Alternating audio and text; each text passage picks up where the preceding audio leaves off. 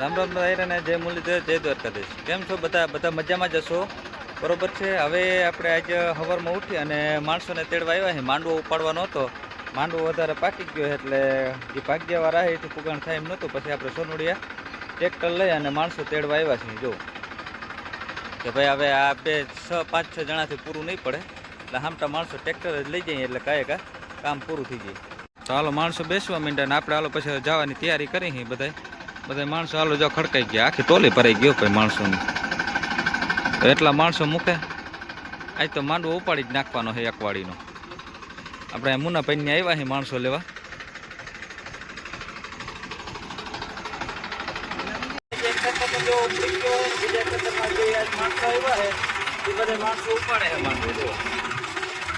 આપણે એ બધાને શિફ્ટ કરી કામે વરગાડી અને આપણે વાવેતર કરવા જઈએ, બરોબર.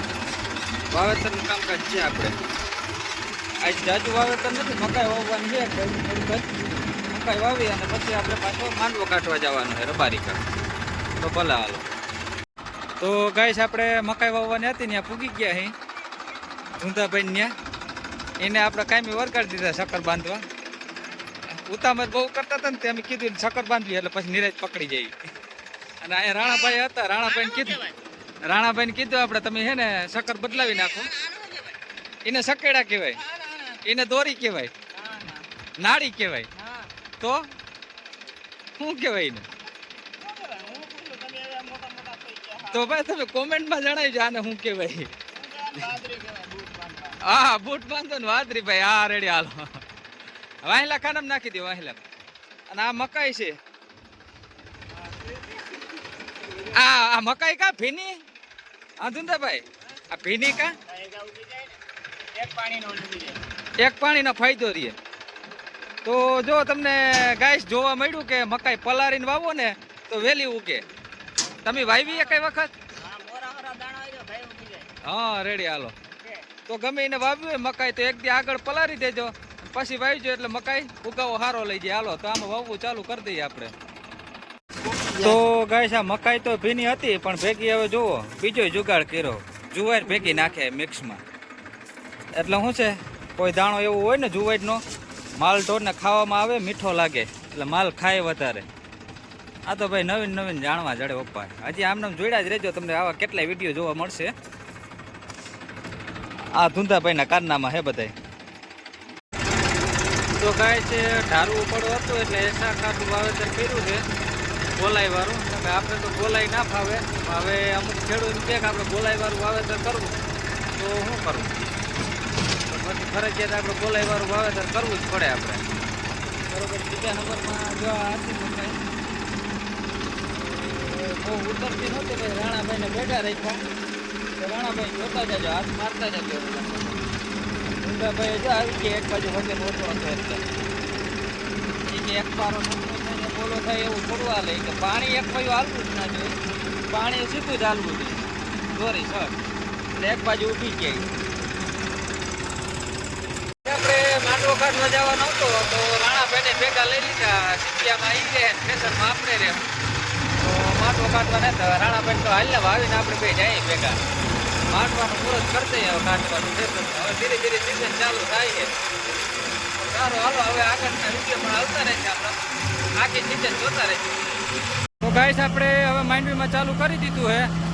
ફૂલ ઘરવાળું હે એકદમ, એમાં કંઈ ઘટે જ નહીં. તો એ હાલે હે, બાકી મૂકવાનું થતું જ નથી. આપણે કે કાઢી જ નાખવું હે. ઘાર એટલે કંઈ ઘટે જ નહીં, એટલો ઘાર હે. જો હજી જમીને હેઠે લીલી હે એમની. આગળ જો આ ભર્યા કરતા જાય છે. આગલો આ ઓલા ભર્યા છે એ કાલનો સ્ટોક છે અને આજે હજી ભર્યા કરતા જાય છે. હવે જુઓ આમાં ઘાર કેટલો છે,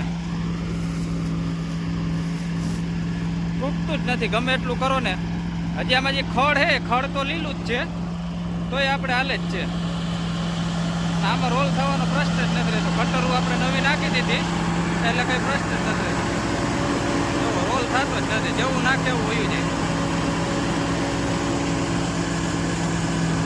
કાંટાનો પણ પ્રશ્ન ઓછો રહે અને અવાજ તો જો કે આ પંખીનો આવે જ છે વધારે પડતો. આ પંખીનો અવાજ આવતો માંડવીમાં આપણે જો ફૂક રાખીએ એટલી સેટી માંડવી ઉડાડે. હજી તો એનું મોટું નીચું રાખ્યું હોય, નકર તો ક્યાંય સુધી ઉડાડે. તો સારું હાલો કાંઈ હજી આગળનો વિડીયો બનાવતા રહીશું. આમને જોડાયેલ રહેજો. તો ગાઈસ ઓલો જે નીકળે છે એ માંડવો છે 38 નંબર થેસર હાલે છે. અને આ જે માંડવો છે આ માંડવી છે 128 નંબર. એમાં આપણે ઘૂમરો મારવા આવ્યા હતા. જુઓ આ બે અલગ અલગ છોડવા છે. એક એક છોડવામાં એટલો માલ છે. 128 આ ઓરવલ માંડવી છે 128.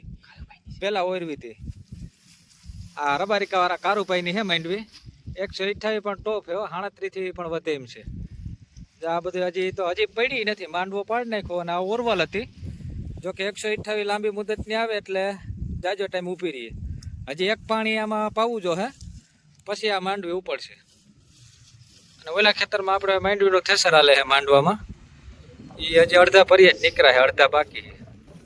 તો આ તો ફ્રી નેવરા બેઠા હતા તો અમે અહીંયા આવ્યા છે. કાનાભાઈ વિડીયો ના ઉતાર્યો કે અમને હરમ આવે છે.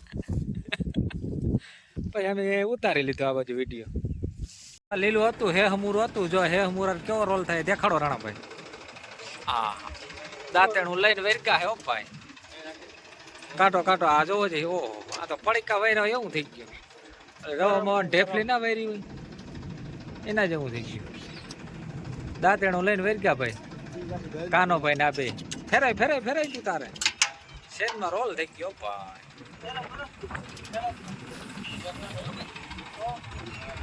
ગાઈસ 5:30 વાગ્યા છે અને એટલો માંડવો નીકળો છે.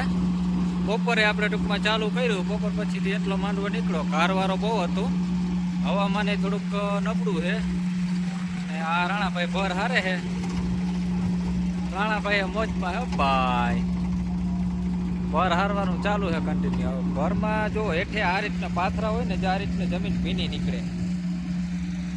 આજે હજી પાથરા ઉપડ્યા ને એમાં હજી હેઠે નીચે ભેજ છે જમીનમાં.